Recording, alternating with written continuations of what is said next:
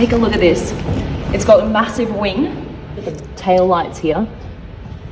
How it goes all the way around and up and down. How cool is that design? Take a look at this. Look at this steering wheel, tiny. Just the size of your hand on either side. And then here, you've got this big screen that displays the Laguna Seca track. Take a look at these little buttons here. So this is to put out the fire in the engine if there is one. Here's the fire extinguisher. Here. You've got the racing helmets here in the back.